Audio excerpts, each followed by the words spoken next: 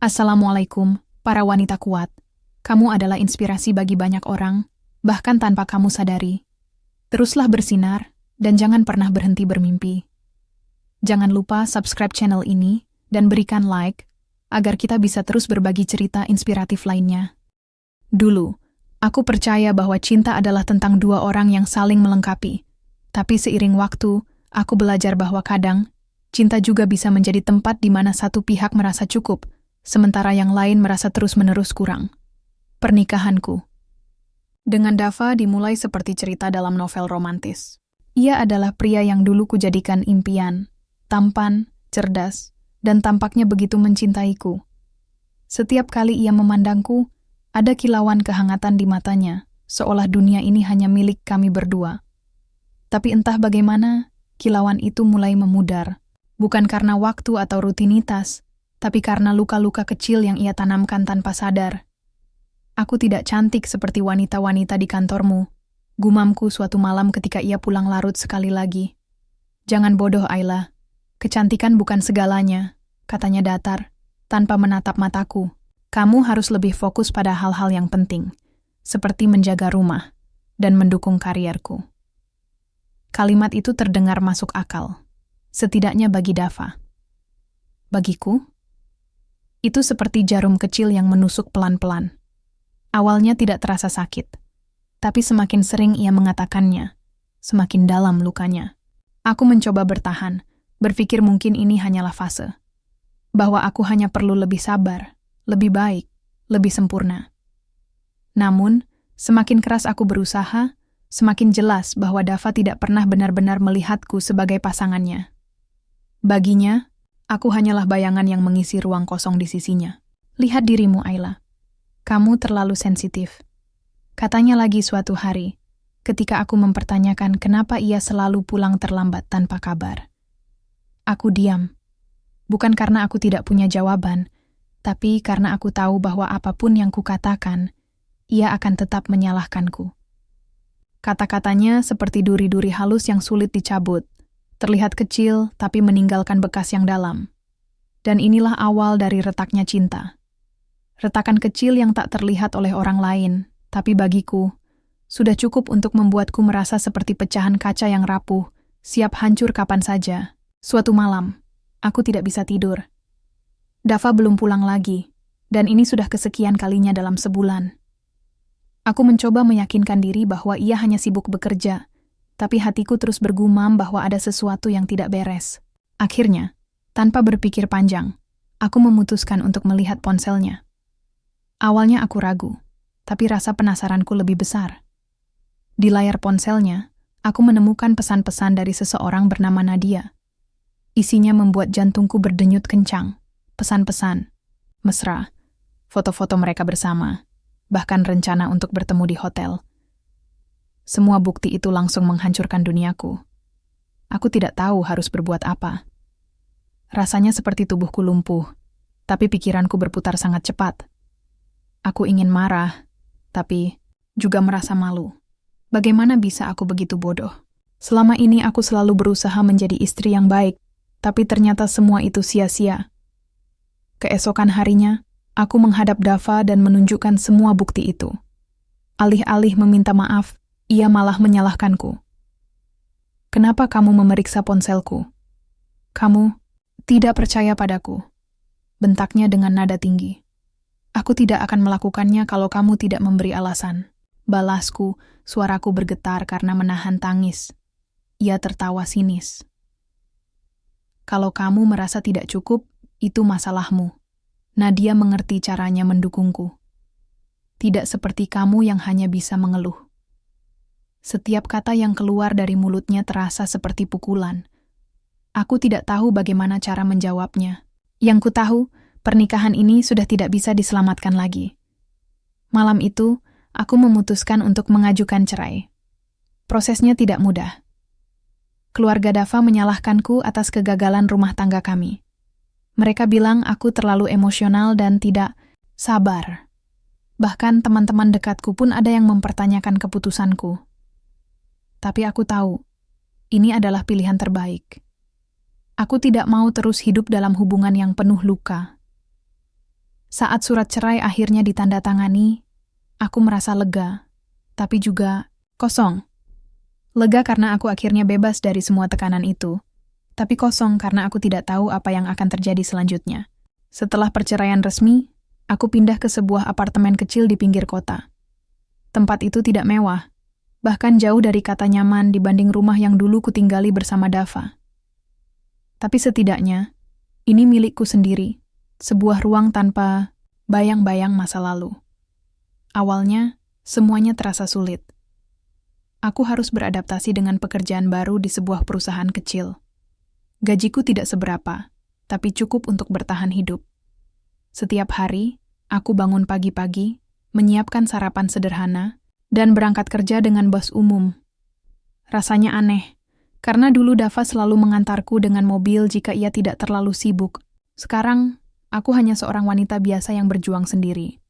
Di kantor, aku mencoba fokus bekerja, tapi tetap saja ada momen-momen ketika aku merasa rendah diri. Ada rekan kerja yang sering membicarakan mantan suamiku, entah karena mereka tahu atau hanya sekadar bergosip. Mereka bilang Dava adalah pria sukses yang punya karier cemerlang. Sementara aku hanyalah wanita gagal yang bercerai di usia muda. Yang lebih menyakitkan adalah perlakuan keluarga Dava. Mereka sama sekali tidak mendukungku. Bahkan ibunya sempat menghubungiku untuk menyalahkanku atas keputusanku bercerai. "Kamu egois," katanya dingin. "Dava sudah memberimu segalanya, tapi kamu malah meninggalkannya." Kata-katanya seperti pisau yang menusuk perlahan-lahan. Untungnya, ada Lila, sahabat lamaku yang selalu ada di sisiku. Ia sering mengajakku makan siang atau sekadar ngobrol di akhir pekan. Lila selalu memberiku semangat, mengatakan bahwa aku bisa melewati semua ini. "Ayla, kamu lebih kuat dari yang kamu kira," katanya suatu sore saat kami duduk di kafe dekat apartemenku. "Ini bukan akhir dari segalanya. Ini awal baru untukmu." Aku tersenyum tipis, meski dalam hati aku masih ragu. Awal baru? Rasanya seperti mimpi yang jauh. Aku masih sering merasa takut, marah, dan kecewa. Kadang-kadang, aku menangis diam-diam di malam hari, memikirkan apa yang salah dengan diriku. Kenapa aku tidak bisa menjadi istri yang cukup baik untuk Dava? Apa aku benar-benar seburuk itu? Namun, perlahan-lahan, aku mulai belajar untuk menjalani hidupku sendiri. Aku mulai meluangkan waktu untuk hal-hal yang dulu kusukai, seperti membaca buku dan menulis di jurnal. Aku juga mulai berolahraga ringan di pagi hari, mencoba menjaga kesehatanku. Meski belum sepenuhnya sembuh, aku merasa ada sedikit cahaya di ujung terowongan. Hidup memang berat, tapi aku mencoba untuk tidak menyerah. Aku ingin membuktikan pada diriku sendiri bahwa aku bisa bertahan, bahkan tanpa Dava di sisiku.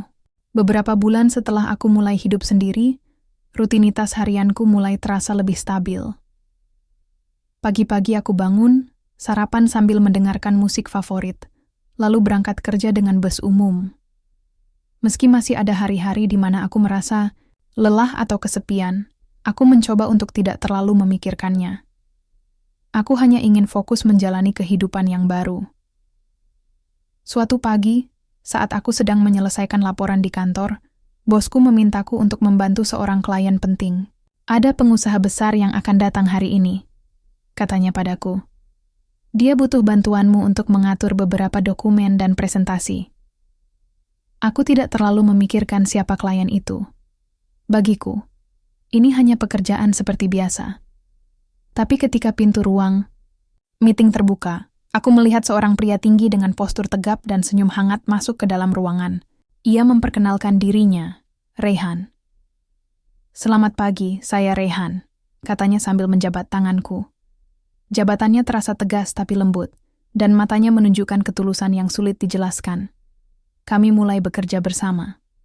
Rehan ternyata bukan orang yang sombong meskipun ia jelas-jelas dari kalangan atas.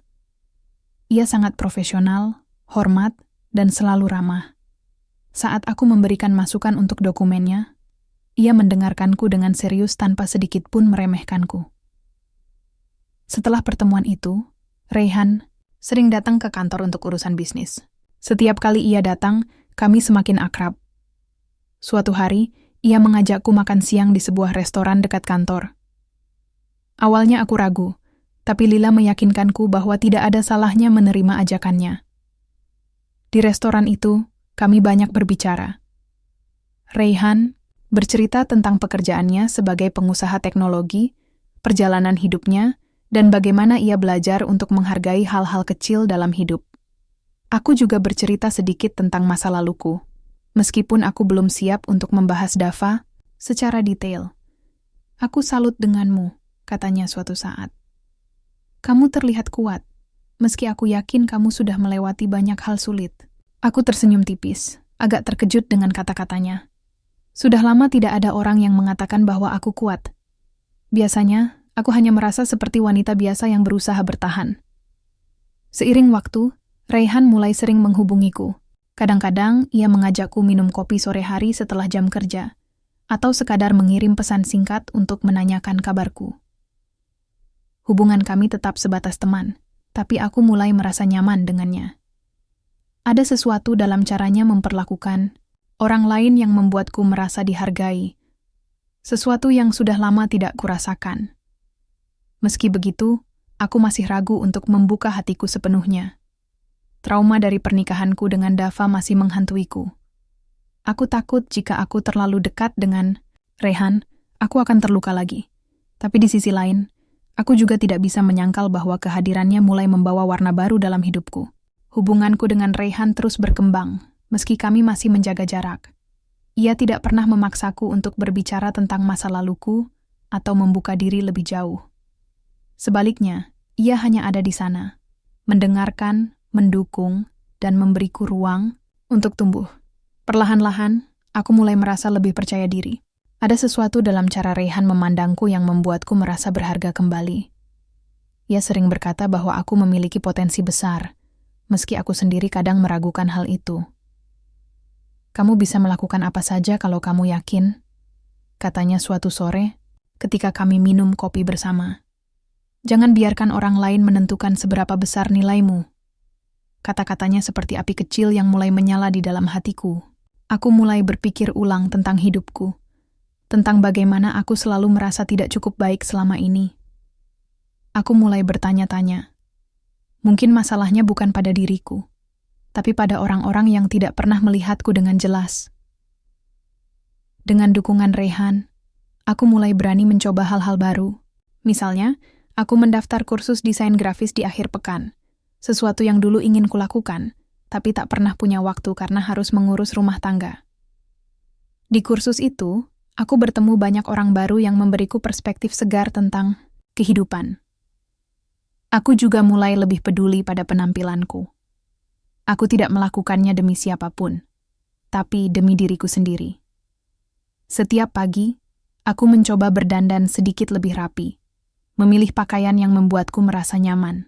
Saat aku melihat diriku di cermin, aku mulai melihat wanita yang berbeda, wanita yang lebih kuat dan mandiri. Namun, meski semuanya tampak lebih baik, ada satu hal yang masih sulit untuk kulewati, kenangan tentang Dava. Kadang-kadang, saat aku pulang dari bekerja, atau saat aku sendirian di apartemen, pikiran-pikiran tentang pernikahanku yang gagal muncul kembali. Aku ingat betapa sakitnya merasa direndahkan dan diabaikan. Tapi setiap kali aku merasa hancur, Raihan selalu ada untuk menguatkan aku. Suatu hari, Raihan mengajakku ke sebuah acara amal yang diadakan oleh salah satu temannya. Awalnya aku ragu untuk datang, karena aku khawatir akan menjadi pusat perhatian. Tapi Raihan meyakinkanku bahwa semuanya akan baik-baik saja. Di acara itu, aku bertemu banyak orang hebat, pengusaha, seniman, bahkan aktivis sosial. Mereka semua memiliki cerita hidup yang unik, dan beberapa di antaranya bahkan pernah mengalami kegagalan besar sebelum akhirnya berhasil. Mendengar cerita mereka membuatku sadar bahwa kegagalan bukanlah akhir dari segalanya. Justru, ia bisa menjadi awal dari sesuatu yang lebih besar jika kita mau bangkit. Setelah acara itu, aku mulai melihat diriku dengan cara yang berbeda. Aku tidak lagi melihat diriku sebagai korban atau wanita yang gagal. Aku mulai melihat diriku sebagai seseorang yang sedang belajar untuk menjadi lebih baik untuk diriku sendiri. Namun, ada satu hal yang masih belum bisa kuselesaikan. Trauma atas hubungan masa laluku. Meski aku sudah merasa lebih kuat, aku masih takut untuk membuka hatiku sepenuhnya kepada Raihan. Aku takut jika aku terlalu dekat dengannya, aku akan terluka lagi. Tapi di sisi lain, aku juga tidak bisa menyangkal bahwa kehadirannya mulai membawa kebahagiaan yang sudah lama tidak kurasakan. Hari itu, aku sedang bersiap untuk pergi ke kantor seperti biasa. Saat membuka kotak surat di apartemenku, aku menemukan sebuah amplop putih yang terlihat elegan. Aku tidak langsung menyadari apa isinya, tapi ketika aku membuka amplop itu, jantungku seolah berhenti berdetak. Di dalamnya ada undangan pernikahan Dava dan Nadia. Nama mereka tertulis dengan indah di atas kertas tebal bertekstur. Aku menatapnya lama, hampir tidak percaya bahwa ini benar-benar terjadi. Setelah semua yang telah kulalui, setelah semua rasa sakit yang ia berikan padaku, sekarang ia akan menikahi wanita lain. Perasaanku campur aduk. Ada kemarahan, kesedihan, bahkan sedikit rasa iri. Tapi yang paling kuat adalah rasa dilema. Haruskah aku datang ke acara itu? Apakah aku bisa menghadapinya tanpa merasa hancur lagi? Aku memutuskan untuk menceritakan hal ini kepada Raihan. Ia selalu mendengarkanku dengan sabar, jadi aku yakin ia akan memberiku masukan yang baik. Ketika aku menunjukkan undangan itu padanya, ia hanya tersenyum tipis dan berkata, "Keputusan ada di tanganmu, Ayla. Tapi kalau kamu memutuskan untuk datang, aku akan menemanimu." Kata-katanya membuatku merasa lega. Aku tidak harus menghadapi semuanya sendirian. Akhirnya, setelah memikirkannya cukup lama, aku memutuskan untuk hadir di pernikahan itu. Bukan karena aku ingin melihat Dava atau Nadia, tapi karena aku ingin membuktikan pada diriku sendiri bahwa aku sudah lebih kuat dari dulu. "Kalau begitu, kita akan pergi bersama," kata Raihan suatu malam saat kami sedang minum teh di apartemenku. "Aku akan menjemputmu di hari H. Kamu tidak perlu khawatir tentang apapun." Aku tersenyum kecil, meski dalam hati aku masih gugup. Aku mulai mempersiapkan segala sesuatunya untuk hari besar itu. Aku membeli gaun baru, gaun hitam yang sederhana namun elegan. Aku juga memesan salon untuk rambut dan makeup agar penampilanku sempurna. Aku tidak melakukannya demi Dava atau siapapun, tapi demi diriku sendiri. Aku ingin menunjukkan bahwa aku sudah berubah, bahwa aku bukan lagi wanita rapuh yang dulu. Beberapa hari sebelum acara, aku mulai merasa cemas. Bagaimana jika Dava mencoba berbicara denganku? Bagaimana jika orang-orang menilai atau membicarakanku? Tapi Raihan selalu ada untuk menenangkanku. "Ingatlah satu hal," katanya suatu sore. "Ini bukan tentang mereka. Ini tentangmu. Tunjukkan pada dirimu sendiri bahwa kamu sudah lebih kuat dari semua ini." Kata-katanya terngiang-ngiang di kepalaku sampai hari H tiba. Aku tahu bahwa kehadiranku di pernikahan itu bukan sekadar untuk melihat mantan suamiku menikahi wanita lain. Ini adalah momen bagiku untuk membuktikan bahwa aku sudah bangkit dari semua luka yang pernah ia berikan. Hari itu tiba lebih cepat dari yang kubayangkan. Pagi-pagi sekali aku sudah bangun dan mulai bersiap. Rasa gugup memenuhi dadaku, tapi aku mencoba untuk tetap tenang. Aku ingin terlihat sempurna, bukan untuk Dava atau siapapun, tapi untuk diriku sendiri. Raihan menjemputku tepat waktu. Ia datang dengan mobil mewahnya, mengenakan setelan jas hitam yang membuatnya tampak semakin tampan. Ketika ia melihatku keluar dari apartemen dengan gaun hitam elegan dan rambut yang tertata rapi, matanya langsung menyipitkan senyum tulus. "Kamu terlihat luar biasa," katanya sambil membukakan pintu mobil untukku. Aku tersenyum tipis, meski hatiku masih berdebar-debar. "Terima kasih, Raihan. Aku hanya berharap bisa melewati hari ini tanpa terlalu banyak drama." "Jangan khawatir," jawabnya tenang. "Aku di sisimu. Apapun yang terjadi, kita akan menghadapinya bersama." Perjalanan menuju tempat acara terasa panjang, meski sebenarnya hanya beberapa kilometer. Pikiranku dipenuhi berbagai skenario tentang apa yang akan terjadi nanti. Bagaimana reaksi Dava ketika melihatku? Apakah Nadia akan merasa cemburu? Tapi aku mencoba fokus pada satu hal. Aku tidak datang ke sini untuk menunjukkan apapun kepada mereka. Aku datang untuk diriku sendiri. Saat kami tiba di lokasi pernikahan, suasana sudah ramai. Para tamu berjalan masuk dengan pakaian serba rapi, sementara musik lembut mengalun dari dalam gedung. Mobil mewah Raihan langsung menarik perhatian banyak orang. Beberapa tamu bahkan berbisik-bisik saat melihat kami turun dari mobil.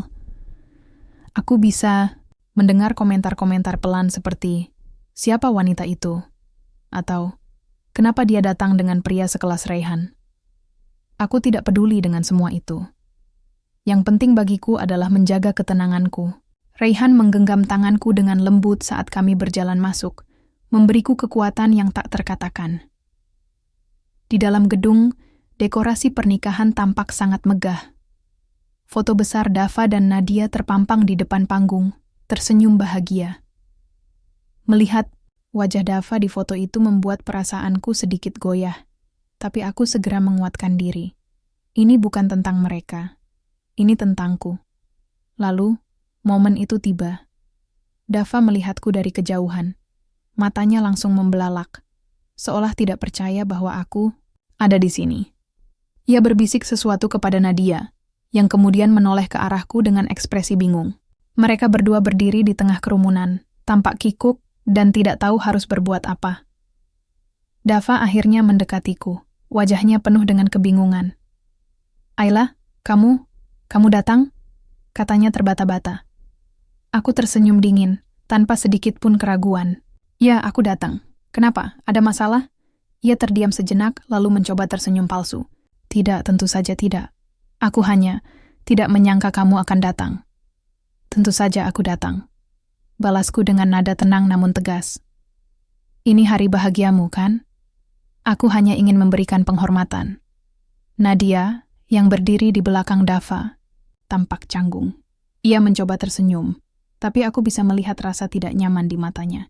Mungkin ia tidak menyangka bahwa mantan istri Dava akan hadir di hari pernikahannya, apalagi dengan penampilan yang begitu percaya diri.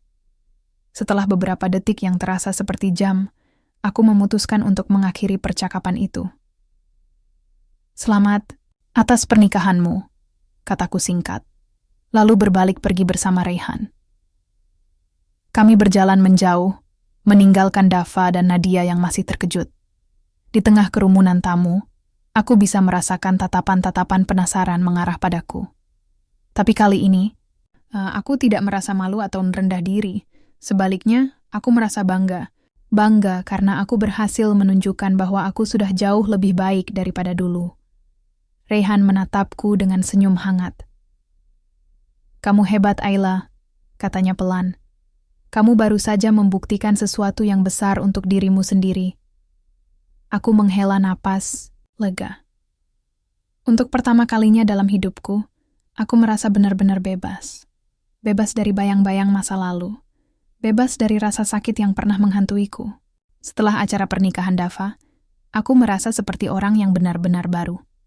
Ada beban besar yang selama ini menghantui hidupku, rasa sakit, kebencian, dan dendam. Akhirnya terangkat sepenuhnya. Aku tidak lagi memikirkan apa yang salah dengan diriku atau bagaimana cara membuktikan sesuatu kepada Dava. Yang kuinginkan sekarang hanyalah menjalani hidupku dengan damai dan bahagia. Ketika Raihan mengantar aku pulang ke apartemen malam itu, suasana di dalam mobil terasa begitu tenang. Kami duduk dalam diam untuk beberapa saat, hanya menikmati ketenangan setelah semua drama yang terjadi. "Apa kamu baik-baik saja?" tanya Raihan akhirnya, suaranya lembut namun penuh perhatian. Aku mengangguk pelan, lalu tersenyum.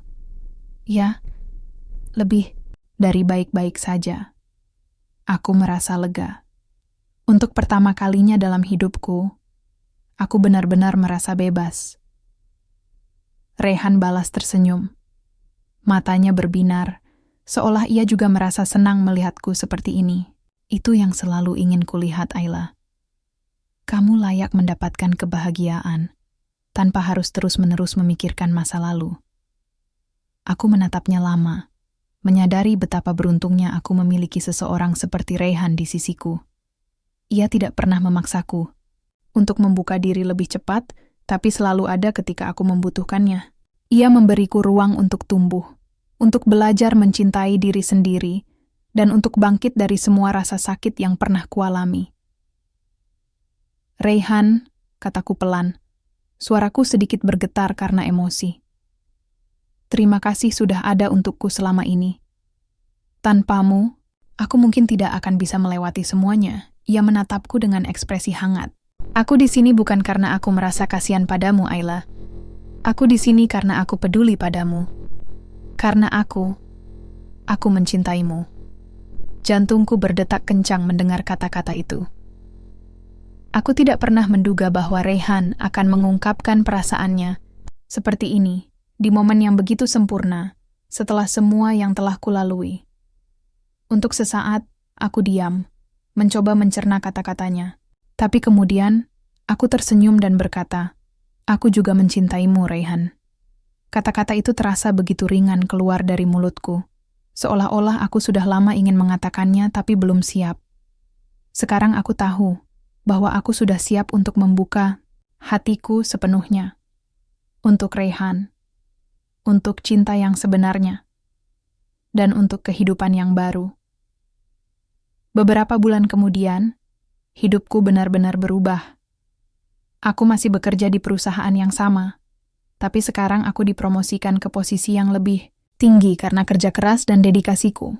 Kursus desain grafis yang kuambil ternyata sangat berguna, dan aku mulai mendapatkan proyek-proyek freelance yang membantu meningkatkan pendapatanku. Hubunganku dengan Raihan juga semakin serius. Kami sering menghabiskan waktu bersama, baik itu di akhir pekan maupun saat kami hanya sekadar makan malam di rumah. Setiap kali bersamanya, aku merasa seperti dunia ini milik kami berdua, tanpa rasa takut atau trauma masa lalu yang menghantui. Suatu hari, Raihan mengajakku ke sebuah taman yang indah di pinggir kota. Kami berjalan-jalan di bawah pohon-pohon rindang, menikmati udara segar dan angin sepoi-sepoi. Lalu tiba-tiba ia berhenti dan menghadapku dengan ekspresi serius. "Ayla," katanya suaranya penuh keyakinan. "Aku ingin kita melanjutkan hidup ini bersama-sama. Maukah kamu menjadi istriku?" Aku terdiam sejenak, hampir tidak percaya dengan apa yang baru saja ia katakan. Tapi ketika aku melihat mata Raihan yang penuh cinta dan ketulusan, aku langsung tahu apa jawabanku. "Ya," kataku dengan senyum lebar. "Aku mau." Raihan langsung memelukku erat, seolah tak ingin melepaskanku. Di saat itu, aku merasa seperti dunia ini milik kami berdua, tanpa bayang-bayang masa lalu, tanpa rasa takut. Hanya ada cinta dan harapan untuk masa depan. Setahun kemudian, aku dan Raihan menikah. Acara pernikahan kami sederhana namun penuh makna, dihadiri oleh teman-teman dekat dan keluarga. Lila, sahabatku, menjadi pengiring pengantin, sementara bosku di kantor memberikan pidato singkat tentang betapa bangganya ia melihat transformasi hidupku. Di hari itu, aku merasa seperti wanita paling bahagia di dunia. Bukan karena gaun putih yang kupakai atau dekorasi megah di sekitarku, tapi karena aku akhirnya menemukan cinta yang sebenarnya. Cinta yang membuatku merasa dihargai, dicintai, dan diterima apa adanya. Sekarang, setiap kali aku memandang ke cermin, aku tidak lagi melihat wanita yang rapuh dan penuh luka. Aku melihat wanita yang kuat, mandiri, dan penuh harapan. Aku adalah Ayla, wanita yang pernah jatuh, tapi berhasil bangkit dan menemukan kebahagiaan sejati. Dan aku tahu, ini bukan akhir dari segalanya. Ini adalah awal baru untukku. Awal dari hidup yang penuh cinta, kebahagiaan, dan ketenangan.